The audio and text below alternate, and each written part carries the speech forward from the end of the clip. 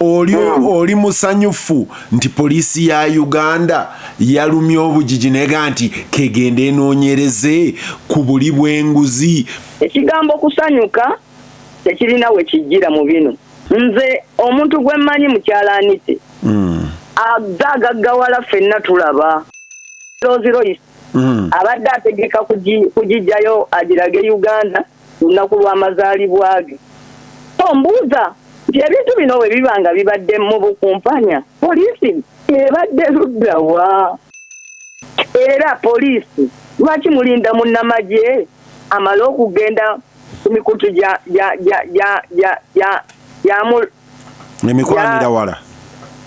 emikwanira wala ayogere ku kintu nammwe mulyoke musituke obwetengereze bwammwe awo omuntu anaabukiririzaamu atya?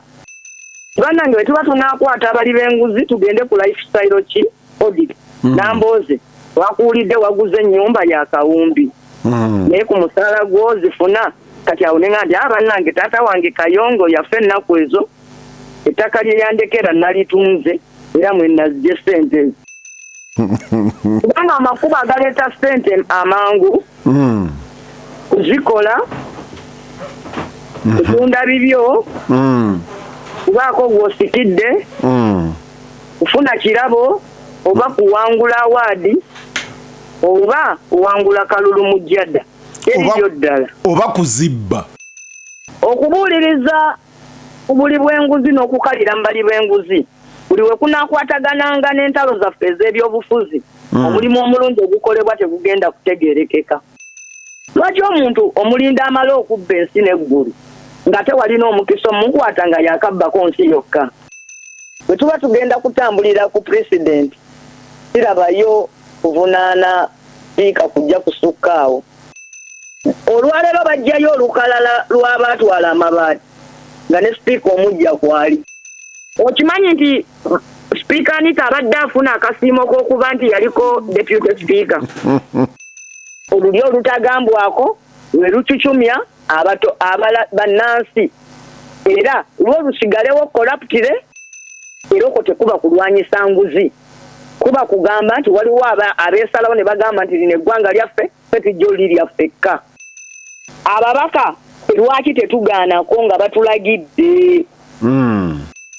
Jukira Ssemujju yasituka n'agamba sipiika nti sipiika waliwo munnamagye omu tusaana tumukaliremu awatali kyo ffenna nnamagye oyo linnyama ye tukeesa lukya n'agamba mmwe nze siriimu.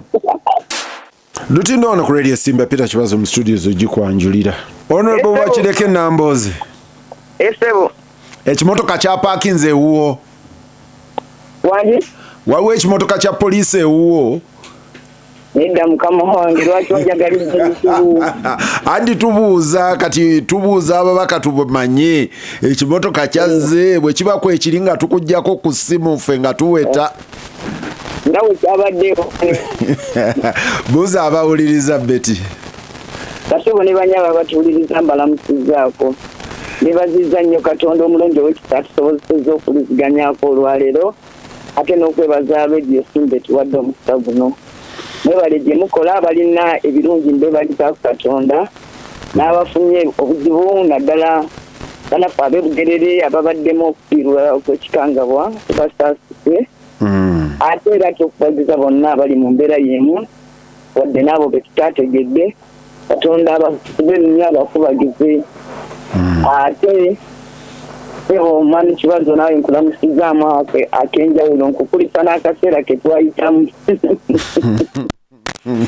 neketuuseemu ensengeri gye linankyuka byonna naawe okulabiraawo ne baŋŋamba nti Kibazo w'amawulire. Ampuliriza Lutindo nina Betty Bakireke Nambooze mubaka mujja yakalayira senga 13 omu ku basooka mu ddiiro olw'erinnya mukwano gwange mwami Bakireke Lyanjazika kale ne kimbeeza omu ku babaka abasooka okulayira nga 13 okera ne bannange balayidde paka ku Zambaali.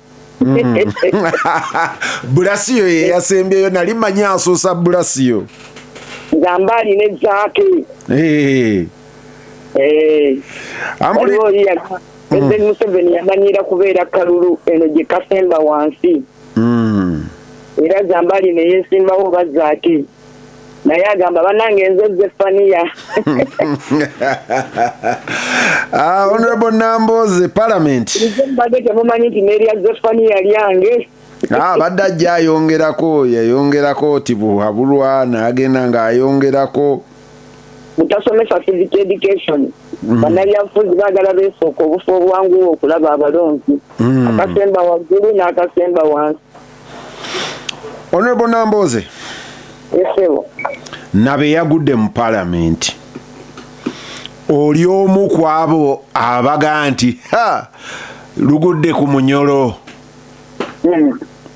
Oli omu ku bo abakuba eggalabi kati. Lugudde ku munyolo Namboze yesekere. Ekisooka tewaliwo Nabe yagudde mu Parliament. Parliament yazze neggwako bulungi emyaka gyayo 5. Nabe ayinza kuba yagudde mu kibiina ky'abannaffe ab'NRM nti bayanguwa mangu ne basonjola bakandidate. Naye ng'omuntu omu munnabyabufuzi omu omukugu filosofa bwe yagamba mu byobufuzi temuliimu muntu muwanvu kimala kulagula ku binaabeerawo enkya. N'omulenzi oli rediyo yayimba nti ozannyisa obudde. Kale obudde ne buleetawo enkyukakyuka eyabaleetedde okuva ku bakandidate ne baali balonze ne bagenda ku bakandidate abajja mu NRM party. So twafunye omukisa nti Parliament yaggweddeko mirembe. Singa embeera eno yajjawo nga Parliament ekyali mu session, akanyamberege kaliyitiridde. Naye ababaka ba Parliament kumpi abajja babadde balayidde oba nga batandise okulayira. Ate nkasita omubaka nnamba emu alayira kitegeeza eri Parliament evuddewo. Kakati omukolo ogw'okulayira kasita bagutegeka ne gubeerayo. Kitegeeza eri Parliament ebeera evuddewo. Kakati Parliament ye-11 teriiwo basika. Ate ye-12 tennatandika. Honorable Betty, lindako katono nyaawo nina kenjagala okumpabula.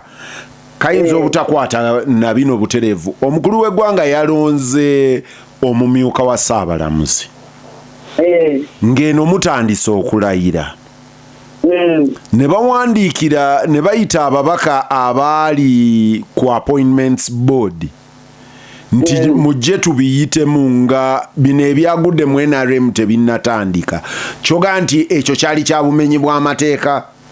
Omubaka nnamba emu yabadde alayidde. Nti byaliyo nga 10 na mmeka.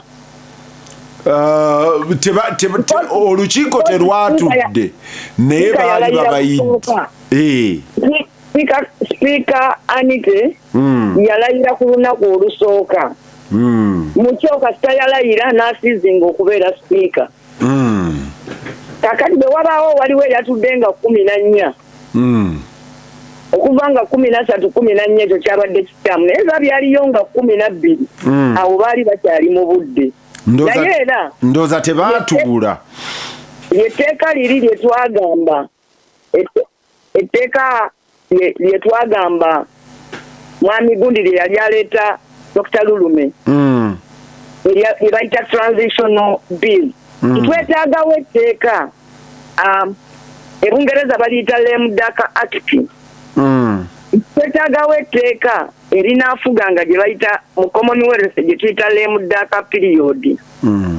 Nga eritambulira wansi wa doctrine eyo eya Lame Duck egamba nti Parliament abakulembeze bwe bamala obbakubako akalulu, abamu ku bo ne ba optinga okuwummula, abalala ne bagwa mu re-election bid, abalala ne bawangula. Parliament ebeerawo mu kiseera eremadde nga tekyasobola kukwata ku nsonga nnene.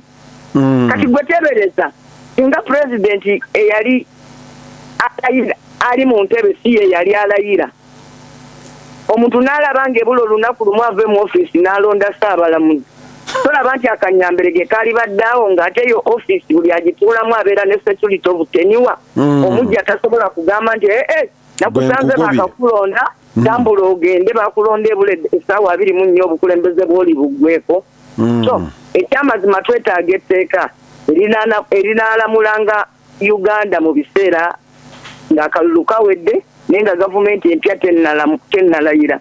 Mu America akaseera kano kavaako n'amendment namba gye bayita 20th amendment.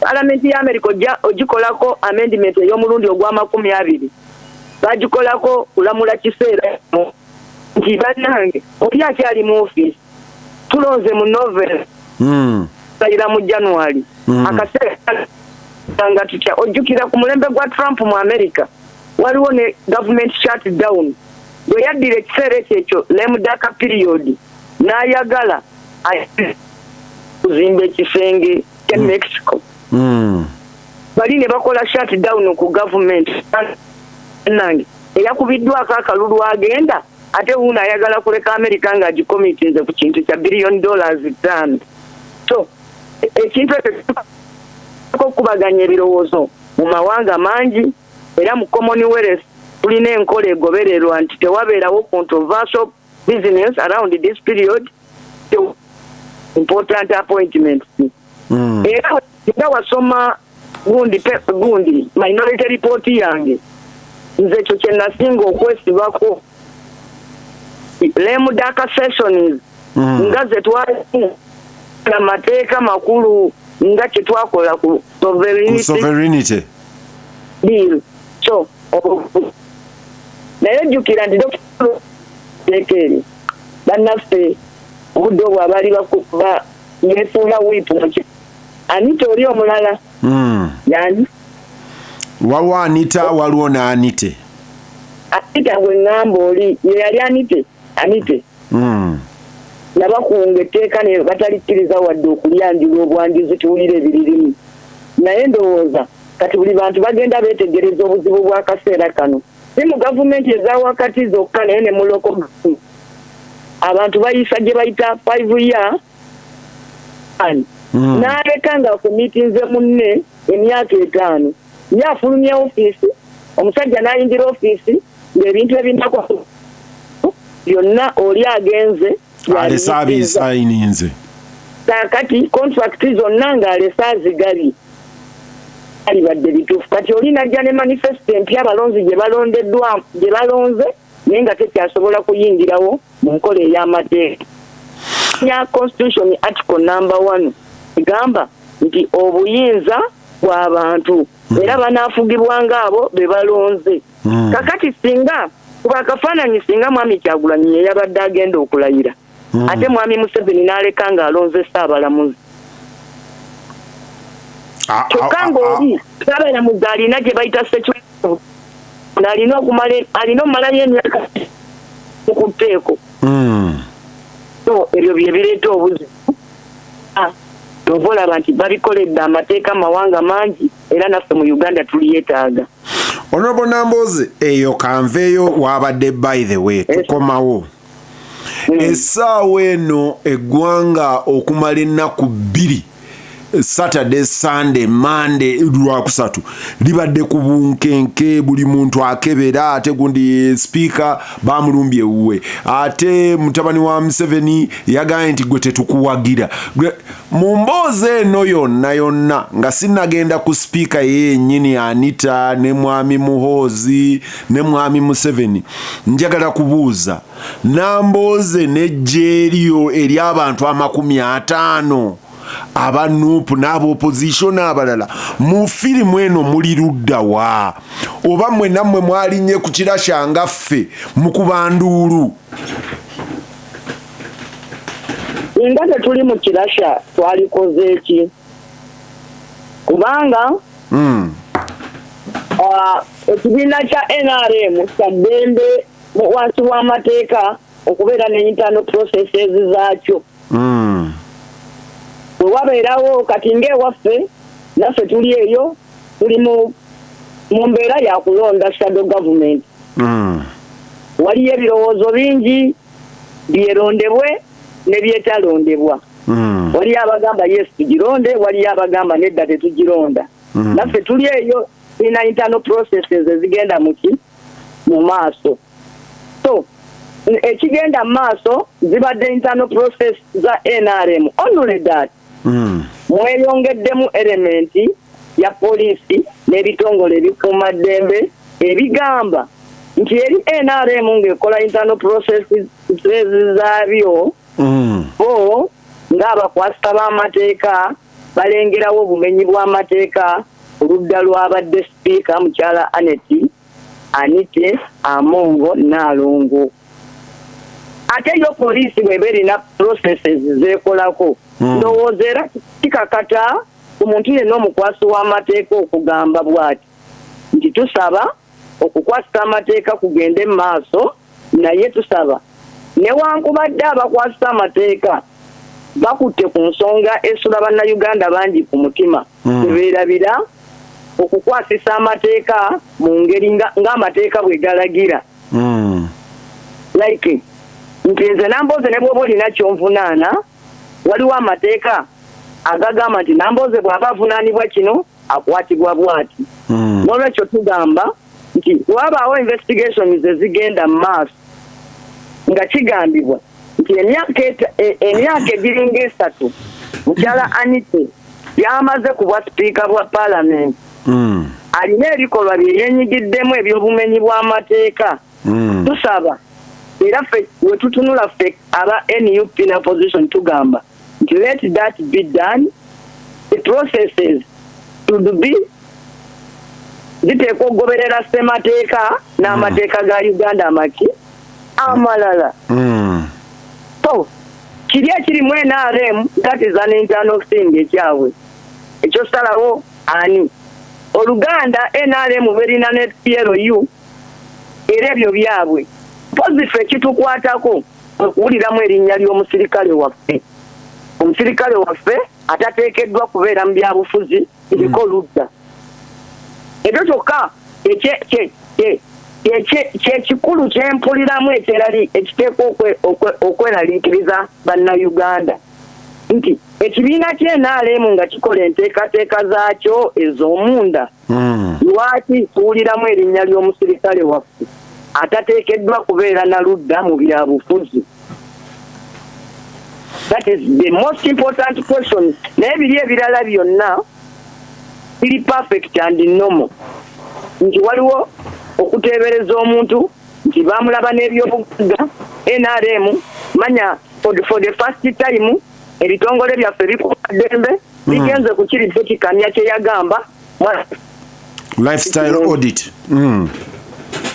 Banga Betty Kamya yagamba bannange bwe tuba tunaakwata abali b'enguzi tugende ku lifestyle audit. Nambooze wakuwulidde waguze ennyumba ya kawumbi naye ku musaala gw'ozifuna kati awo ne ngambye bannange taata wange Kayongo yaffe ennaku ezo ettaka lye yandekera nalitunze era mwe nazze ssente nti wendi mukazi nina nafunye mwami wange ye yantonedde ate naye yazijje wano fine nti bannange newoze mu banka era obujulizi buubuno nina kati ebbanja mu Stanbic Bank oba Centenary be bampoze. Bannange wabaddeyo akalulu ka Jada nawangudde ki lotari ng'osese kubanga amakubo agaleeta ssente amangu kuzikola kutunda bibyo kubaako gw'osikidde kufuna kirabo oba kuwangula awaadi oba kuwangula kalulu mu Jada ebyo ddala oba kuzibba. Ngamba amakubo amatuufu teri ddala kuba ne bw'oba olonze ennonde etteeka likulagira ozirange. Nze gambye amakubo amatuufu agavaamu obugagga ge gano ngaddemu okukolerera omusaala n'osasulwa okutunda ebibyo okusikira eby'omuntu okuweebwa ekirabo oba okuwangula awaadi oba okuwangula akalulu ka lotale. kubanga abantu bakkiriza nti osobola okusaba Katonda n'ozisanga wansi wa piro ekyo tekikkirizibwa. Okufuusa ssente kikolwa kya bumenyi bw'amateeka tosobola gamba nti nazifuusizza nti nange okuzironda etteeka liragira bw'olonda ekintu kyonna ekitali kikyo okitwala n'okiranga. Okuzibba nga bw'ogambye obwo buba bumenyi bwaki bw'amateeka. Waliwo n'angambye mbu okufa nga bakuwadde amabugo naye amabugo era gabeera kirabo gaba gagwa mu kategole ya kirabo oba awaadi nti munnange nti ono yafunye ebitaano yawangula awaadi nti ono yawangudde akalulu ka lotale nti ono alina mukwano gwe gundi naye ne ku birabo gift eri public officer okusinziira ku teeka erifuga abakozi baliyita batya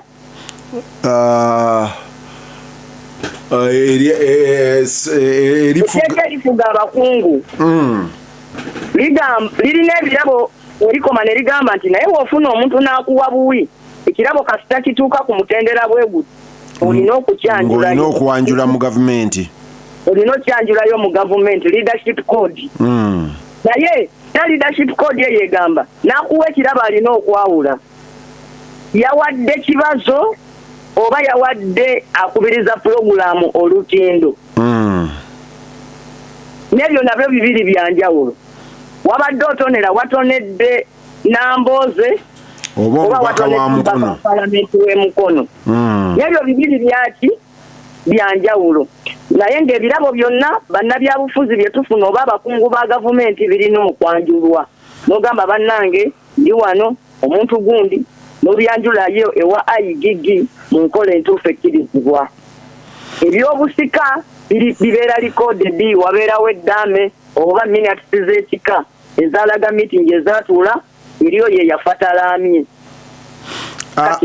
Honorable Nambooze oba olabanga mukyala Betty Kamya yali agambye ya atuleete gye bayita lifestyle audit tutunuulire omuntu atubuulire obugagga bwe bw'alina mu makubo gano gemmenye nabujja wa.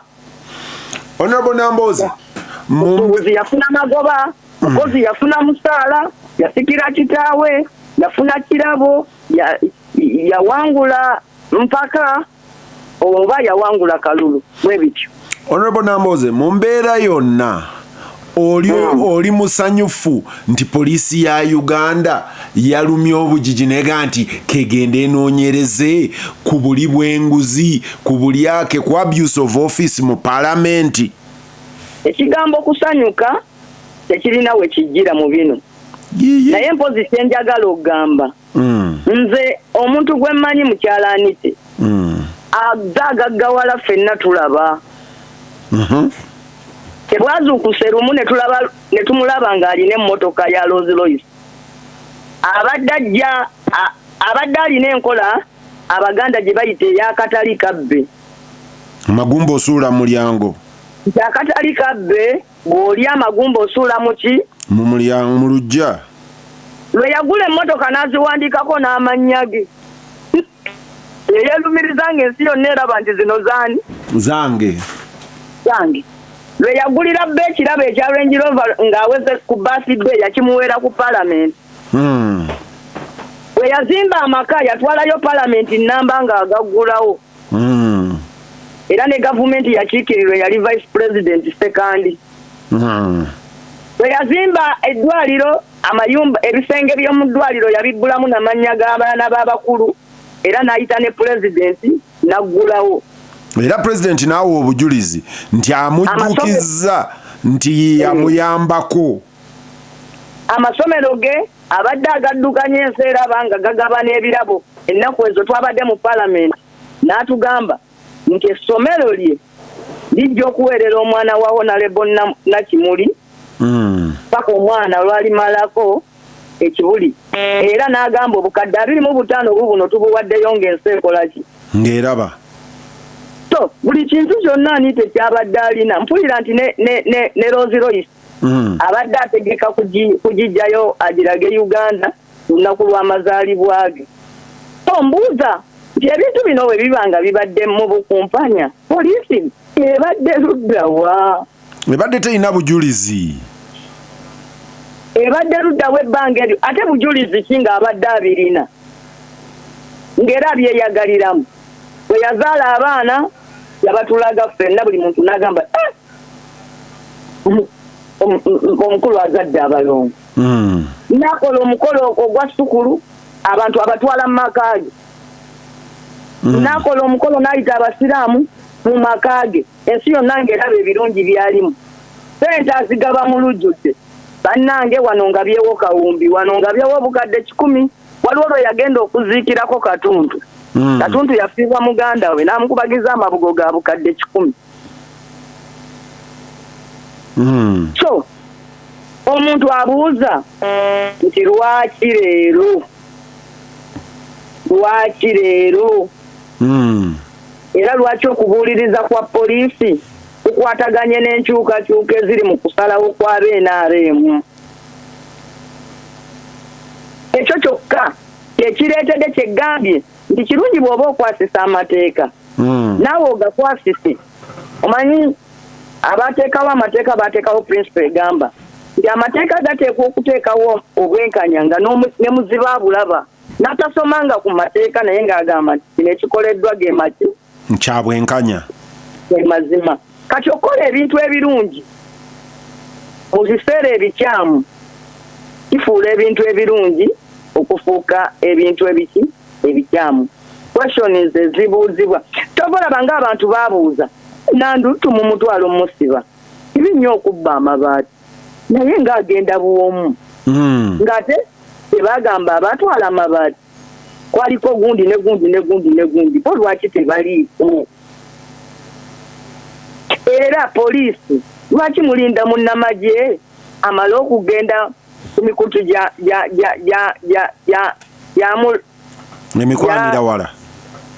emikwanira wala ayogere ku kintu nammwe mulyoke musituke obwetengereze bwammwe awo omuntu anaabukiririzaamu atya ekirala waaliwo bannayuganda abaavaayo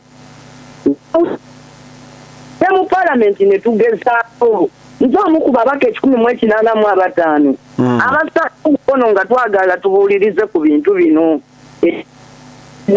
mu mikutu emikwanira wala ne mu mpapula z'amawulire ebikwata ku bwesimbu bwa paalamenti ebiteeso byaffe ne bakiziimuula ne bakigoba ne bakikasuka eri ng'ensi yonna eraba poliisi teyanyega ayigiggi teyanyega ojjukira mu biseera ebyo abantu era bawandiikira n'ayigiggi ne mu biseera ebyo naye era teyakola IGG yali asimbudde. My information however eri nti embuga ne bamugamba ogwo omulimu tetugukuwangako kubuuliriza ku paalamenti okubuuliriza buli bw'enguzi n'okukalira mbali bw'enguzi buli we kunaakwatagananga n'entalo zaffe ez'ebyobufuzi omulimu omulungi ogukolebwa tegugenda kutegeerekeka. If it was a stand alone n'ekirala lwaki omuntu omulinda amala okubba ensi n'eggulu nga tewalina omukisa omukwata nga yakabbako nsi yokka? Lwaki omuntu omulinda yeeyonoone? Etteeka omuntu yekka gwe liwa exemption ali omu ligamba pulezidenti tavunaanibwenga ku misango gy'azzizza ng'ali mu buyinza. Bw'aba alina emisango gy'azzizza kinaamuvunaanibwanga ng'amaze kubuvaamu. Fanana bwe lityo ku sipiika kakati ffe batutadde mu mbeera embi. Embeera embi gye batutaddemu y'okutandika okulabika ng'ate abawolereza suspect. Kuwolereza suspect mu kwennyamira olw'abantu okungi ate bagufaananye ng'omuntu. Era poliisi ejja kuba muzibu nnyo okumatiza abantu nti eri ku mulimu.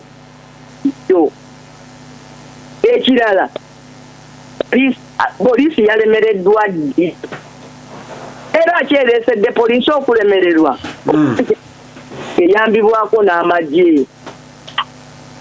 Andi ebitongole bikuumaddembe bikwatagana mu kukola. Oba olyawo balina kye bamanyi nze kye simanyi naye mu byonna era netugamba nti katulabe ekinaddirira gamba nti taduukirira ki taduukirira nduulu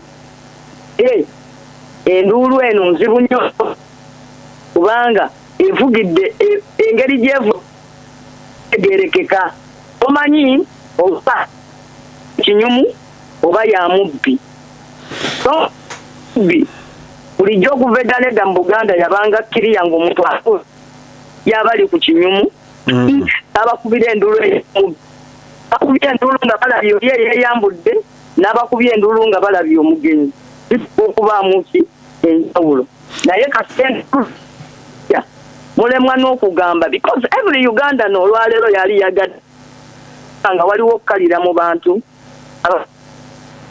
mu musolo. Honorable Namboze kankube ebirango bino nkomewo kubanga ekibuuzo kyange ekirala nze njagala kuba birango bino nkomewo naye nga tugenda mu birango palamenti eno weggwereddeko twalaba ng'ababaka bakuta ababaka abaali ku lukiiko lwa bajeti ne babatwala emisinde pulezidenti ne yeewaako n'obujulizi naga nti abo be bakwata nze nakwata n'akakalaamu akarikoodinga n'empaayo babarikoodinge nkakasize ddala ng'obujulizi bufunika ababaka abo palamenti yagenda okuggwako nga mpaawo kibabaddeko ate babadde ekyankwanzi ng'awenya bawenye munnange nagundi namuju wankyayira ki nkomawo lutindo ono ku radio Simba Peter Kibazo mu studios ogikwanjulira tukomawo tuli ne Honorable Namboze.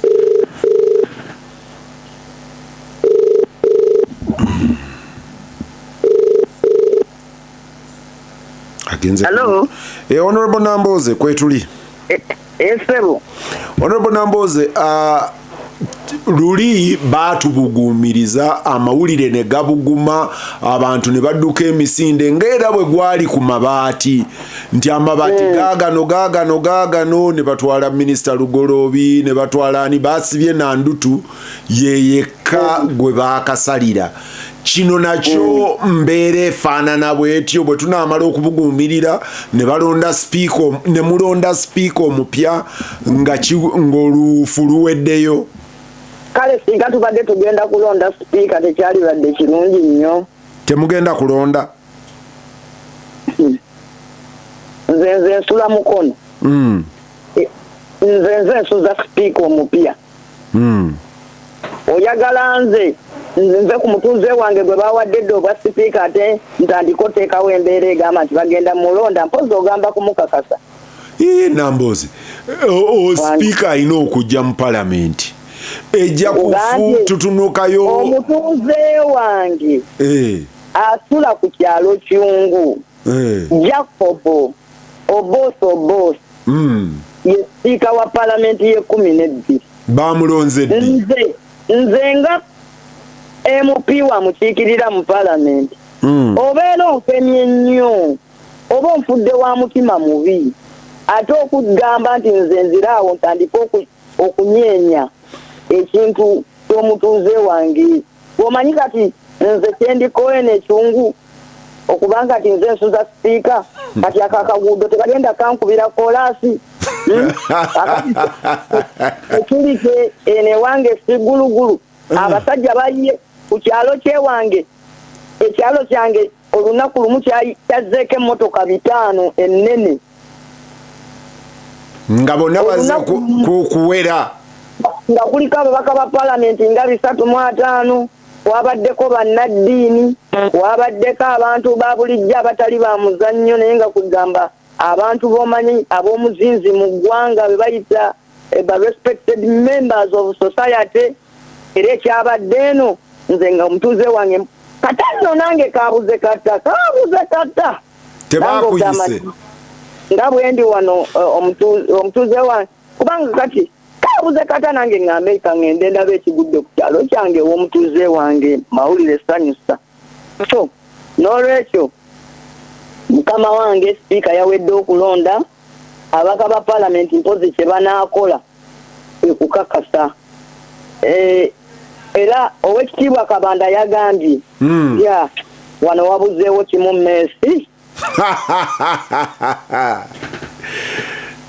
wano wabuzeewo Messi kubanga emiwendo bannaffe bagirina the numbers are there singa batuuse wano ne wabaawo abantu mu NRM abagamba nti enkyukakyuka ezo tetuziwagidde naye tewabaddewo wadde n'ogu wakiri akoze ekinene ennyo asirise buki basigiseewo kakati kiba kikyamu ogamba nti nno ate wakyaliwo enkyukakyuka zetusuubira ekyo bwekityo bwe kyagenze abantu Kadaga yakigezaako n'ajeema twafuna obululu 1996 yalwana yafa makyala naye ono ndabye ekiwandiiko ekizunga ku mukutu nga kiringa ekigamba talanite n'alonga agambye takyesimbyewo ye yabivuddemu bwe kiba nga kituufu kike then kiba kitegeeza ebigambo bye tuwulira eno emukono abamukono municipality tetusuze eno speaker sebo ate ekyalimu Mawu nno naye mutuuze wange asula ku kaalo ye Mawu tasula ntinda wano nedda sebo Mawu alina amakaga agalinga ag'omukyalo agali e Buganda Mawu mutuuze wange wano ekyalo bakiyita Namyoya mu muluka gw'emisindye mu kibuga ky'emukono nze sebo nze nsuza ababedde kati ate olangirira ono ng'olina ne Mawu ate mwava mwenna yava mu DP naawe n'ovaayo kati ekyaliyo oyo akyavuganya Mawu akyali wa DP ekibiina ekiri mu buyinza kyalonze kandidate waakyo ng'ate kyekirina abantu abasinga obungi owulidde kyekirina abantu abasinga obungi kyalonze kandidate balina endagaano y'obwa Sseruganda nze neegomba ne bannange abaana bano abawangudde kwero sisiri ewange bakansala bo baakiri no bajja kulonda sipiika naye nze nange nabisomye mu mawulire ate ng'era sirina nnyo kyamaanyi kyensobola kukolawo nga 25 tukkiriziganye nti bwe bityo bwe bigenze naye Honorable Namboze tudde ku kiri eri palamenti ye-12 etandikidde mu bunafu bw'amaanyi okuba nti nno esobola okukkiriza ne bagitwaliriza mu kifo ekitali kitongole n'etongoza sipiika naye katukitwale nti yabadde internal activity ya NRM ng'ekibiina. Honorable Namboze ku kiri ekyokubeera nti bannayuganda babuguma eriyo ababugumiridde ebitongole bino ebya bwannakyewa ebirwanyisa enguzi era wuno bamutwala but nze abadde wano mbuuza then what kubiriwo byonna ebize bibeerawo ono we banaamutwala ne bamuwozesa ne biggwa ijja kuba kyewuunyo era ejja kuba nkola mpya njijukira wano twabuguumirira ku bintu bya kyogamu waliwo okubuguumirira ku bintu by'amabaati twalina ne gavi waliwo okubuguumirira ku bintu by'okukwata b'MP n'eddagala lya siriimu ku ssente za gavi wabadde wajja wabeerawo okubuguumirira okw'enjawulo naye nga tugenda okumaliriza ng'omuwawaabirwa ategeraganye n'omukulembeze atalina obuyinza tugenda okulaba ng'ebintu bikkakkana mpola mpola kale nze saagala kugamba nti tekisoboka kisoboka naye kaninde kimale okubeerawo ndyoke neeyozeeyoze ndyoke nkiweko comment otherwise bwe tuba tugenda kutambulira ku president sirabayo kuvunaana siika kujja kusukkaawo naye bwe kunaaba kususeewo then tugenda kuwa komenti ng'ekyo kibaddewo leka kaneme kweteeka mu ssuubi eritannabaawo eri okuddukanya palamenti kubanga kirimu kiki okuba kwogera tewali kyayogeddwa kipya okuggyako mpozi rozeroyisi tewali kyayogeddwa kipya nkugambye nti Naalongo Anite Magogo abadde katali kabbe buli kintu kyonna kyakola abadde akikola mu lwatu ng'ensi yonna ekola ki eraba n'olwekyo tosobola kuŋŋamba nti bakitegedde ggulo ng'okulonda sipiika kutuuse tokati essuubi mpozi nga ndijjewa kololo pulezidenti we yabadde ayogera yeeweze naye ate si guno si bwe gusooka kankujjukize kibazo ojjukira pulezidenti we yatambuza ebigere mu Kampala n'akolawo okuwaka ne bayita mu Kampala omwo nga pulezidenti atambuza bigere ne bagamba nti pulezidenti basooka na kutuwooninga pulezidenti agenda kololo abeeko byalangirira era wana amalo birangirira enguzaawo wegenda okukoma era mukulu olanya n'ayogera ebikankana waliwo wano omwana mpandiikidde wano omanyi njogera naawe ate nga ndi online ku mukutu gwange ogwa spiya ate tuli kusimba naye waliwo wano mpandiikidde nambuuza nti can corruption fight corruption nti enguzi esobola okulwanyisa enguzi ne mugamba tesobola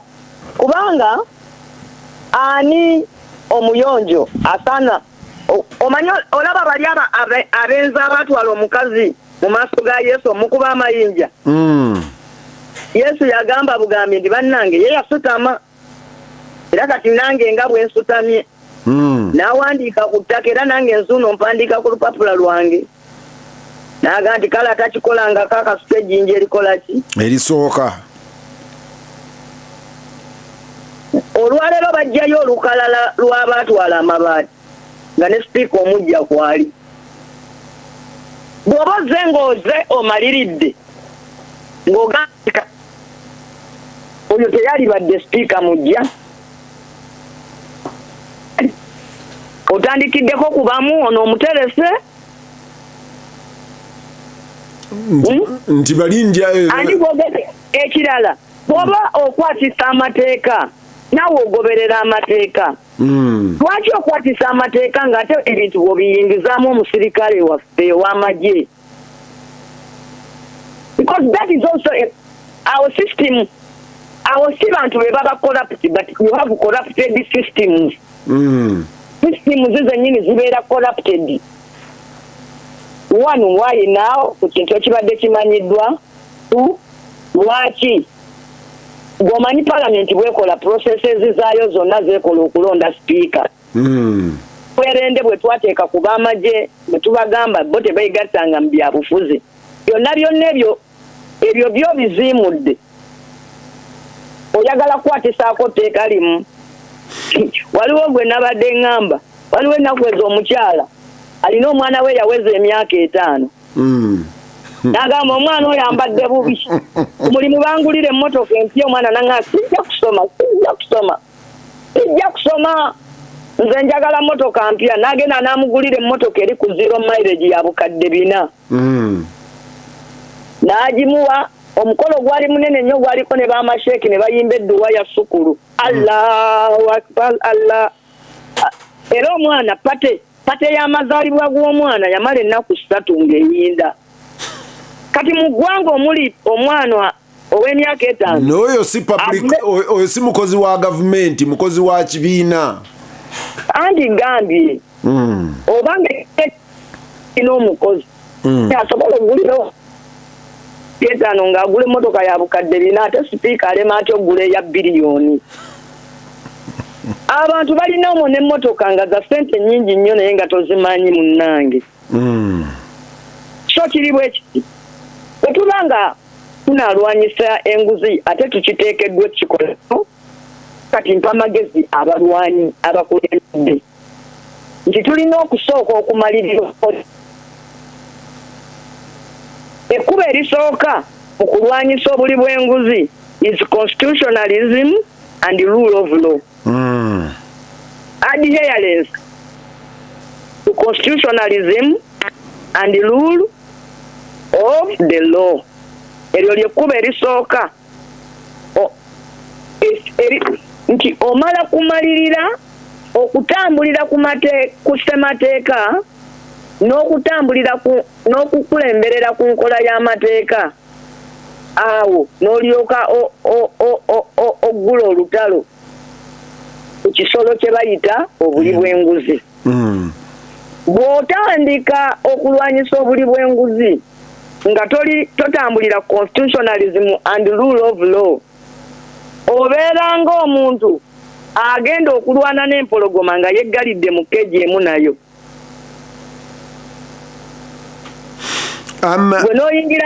N'oyingira ekikomero omuli empologoma n'olyoka ogamba nti nzize kulwana nayo, ejja kulira bwereere.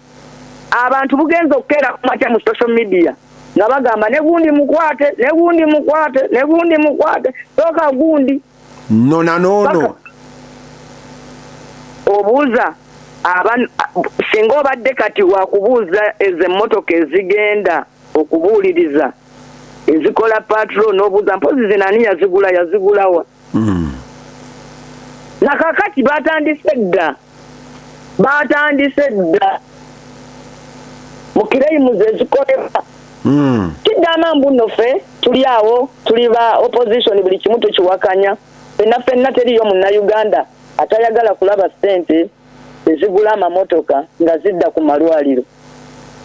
Omwaka guno twasazeewo nti gavumenti tegenda kusasula ba interns. Omanyi kyekitegeeza abalwadde badokita abo abato be babadde bajjanjaba abantu mu malwaliro gaffe. Kati tetukyabasasudde. Naye ng'omuntu omu alina emmotoka esasula ba interns. Ebyo byonna buli muntu ayagala okulaba ng'eggwanga litereera.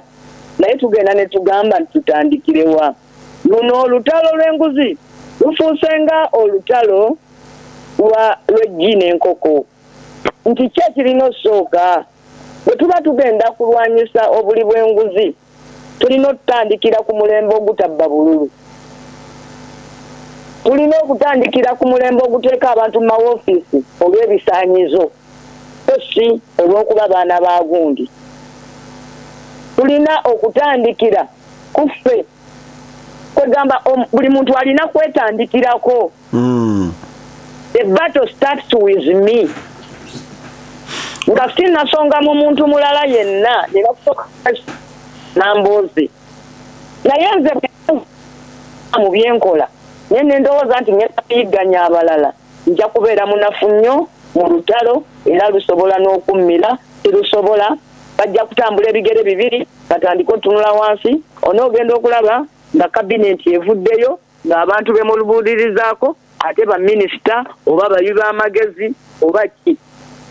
Honorable Nambooze, njagala kubuuza eri mu abantu bonna olaba abantu nga bagundi bambabazi vice president era ennaku ezo nakibuuza mu parliament nga nkibuuza speaker ne mugamba ky'omuntu bw'abanga twamuteerawo etteeka erimuwa akasiimo ng'awummudde naye ate ne tumuwa omulimu omulala akasiimo asaana akanone yandibadde akayimiriza kubanga alina omusaala. Okimanyi nti Speaker Anita abadde afuna akasiimo k'okuba nti yaliko deputy speaker. Ekyo kyali kyabwewussa. Omanyi nti mukyala Kadaga afuna akasiimo k'okuba nti nno yaliko deputy speaker, ate afuna akasiimo ak'okuba nti yaliko speaker, ate nga bw'afuna n'omusaala kati ogw'okuba minister era prime minister. Omanyi nti mukulu Gilbert Bukenya afuna akasiimo k'okuba yaliko vice president, ate nga bw'atwala n'omusaala ogw'okuba advisor wa president. Honorable Nambooze, njagala kubuuza eri parliament kubanga bino byonna ekisooka nti etteeka eryo nze mu kulowooza okwange eryataputwa bubi ery'akasiimo olw'okweyagaliza, but bino byonna bye tulimu biri ku bunafu bwa commission mu parliament we tutandikira. Kina commission buli ku bunafu bwa parliament ababaka ffe babaka bassekinnoomu. Kubanga nze saagala ababaka bagambe nti Mwami Museveni kwabe NRM yatulagira. Ababaka lwaki tetugaanako nga batulagidde? So bannayuganda tweriddemu nnyo olukwe nti yo omuntu ayagala kubeera mu buyinza nammwe ne mumuteerawo embeera bubeeremu yaabwe egobemu atya. Jukira Ssemuju yasituka n'agamba sipiika nti sipiika waliwo munnamagye omu tusaana tumukaliremu awatali kyo ffenna nnamagye oyo linnyama ye tukeesa lukya n'agamba ndi mmwe nze siriimu. So obuzibu bwe tulimu mwami kibazo bunene nnyo okusinga bino bye twogerako. Amazima gennyini bannayuganda basaana bamanye olutalo luno wawe we lulina okutandikira. Olutalo luno lulina kutandikira ku kutereza bya bukulembeze nga temunnatereza bya bukulembeze mpozi nga munakikolanga China kubanga bo mu nsinga ezo teri demokrasiya naye ate balwana n'abali b'enguzi ne babatta n'obatta naye era bakulaga newankubadde abo be basobola babatta ate eri mu bali abakulu kiyitirivu kubanga kumpi ate eggwanga lyabwe lye lisaasaanyiza obuli bw'enguzi mu nsi yonna. Yeva bagaba enguzi mu mawanga gano agaffe anti babamanya nti mwe gye mwagala befuula ng'abakambwe ennyo wali ewaabwe n'omanya nti bo tebakyawanga nguzi naye bagikyawanga obbye bo. Era in the end ne mubo mubaamu abakulu ababikola naye lwakuba bo baba baasukka ne beeterawo oluli olufuzi olulangira nga bwe kiri e North Korea nti waliwo oluli olutagambwako lwe lucucumya bannansi era lwo lusigalewo corruptire naye nga bannansi bo bakukuba kubba ku bintu byabwe basaabasajja beeyo. Era okwo tekuba kulwanyisa nguzi kuba kugamba nti waliwo abeesalawo ne bagamba nti lino eggwanga lyaffe ffe tujja oli lyaffekka. Systems ziba corrupt naye bwe tuba nga tunoonyeza ddala ogamba nti let's deal with corruption as a crime esigalewo naye nga bwe tulina obutemu naye nga sigama nga bw'olaba nti obutemu tubulwanyisa naye era wakyaliyo abatemula bannaabwe naye omuntu bw'aba anaatemula abantu omunne amala kwekubaana kuba amanyi bwe banaamukwatako bajja mukola ki zijja kudukunywa. Tosobola kueliminatinga corruption but oteekawo embeera nti omuntu bw'aba akikoze amanyi nti singa bankwata nja kuvunaanibwa ate nja kuvunaanibwa ebyaddala. Honorable Nambozi njagala kino gwe mu kutunula kwo obaddewo otudde katebe obirabye kigwerawa?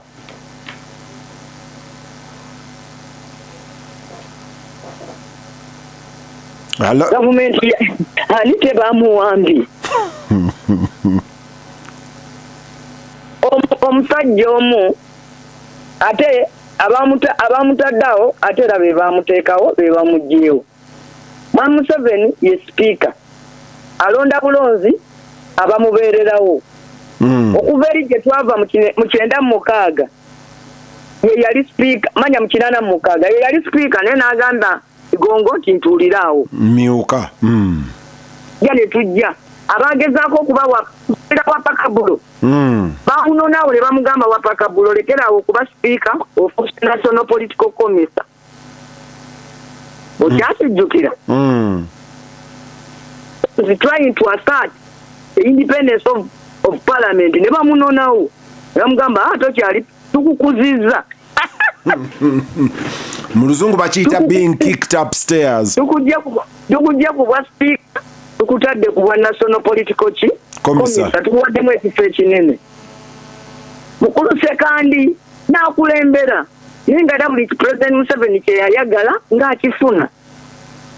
Mukyala Kadaga n'akulembera nga style ekyukamu naye era in the end buli President Museveni kye yayagala mu palamenti yakifuna. Era naye n'afuna bye yafuna ng'omutume. Era abatume bulijjo bazze bafuna ebyabo. Omulembe ne gutuuka ng'embeera yeetaagisa mukyala Anite. Era mukyala Anite buli President Museveni kyabadde ayagala plus yabadde awaayo bye bamutumye ne bye batamutumye. Egamba mukama wange ntumye kiro y'ennyama naye n'ensangayo ne kano kafu kiro nako ne nkaleeterako ak'ekibumba. Olidde eri omuwuliriza wano agamba nti kibazo gamba Nambooze nti amazima ababaka ba palamenti bagenda kusubwanita nti abadde abayiirawo omubiri mu mbeera eza bulijjo. Maybe yes, maybe no. Kubanga abadde taguyiirawo bwereere. Abadde agwiwawo at the expense. Mbale njagala kubuulirayo akantu kamu. Waliwo kateera akamu ak'omusajja eyafuna endogoyi ye n'agirinyisa waggulu ku nnyumba ng'ayagala erabe ebyalo. N'agamba endogoyi yange eno kangiteeke wano waggulu ku nnyumba yetegereza ebyalo, erivaayo ng'esobola okumanya nti lyo lyekkuba eridde eka. Kati endogoyi bwe yamala okulaba ebyalo n'agigamba ndogoyi tukke, ng'endogoyi nekkiriza okukka. Tugende ng'endogoyi ekyasobola olinnya amadaala ndika okwempaka. Ndogoyi nayo yeerwanako era paka we yaserera n'eva waggulu n'egwa n'emenyekamenyeka teyaddamu nakutambula. N'agamba nti bambi nze nakola ekizibu okutwala endogoyi waggulu. Endogoyi tekolerwanga kubeera eyo waggulu. Mary Nambooze weeraba. Ampuliriza lutindo. Kati endogoyi sigitegedde gye baateeka waggulu n'ewa gye yali ebeera.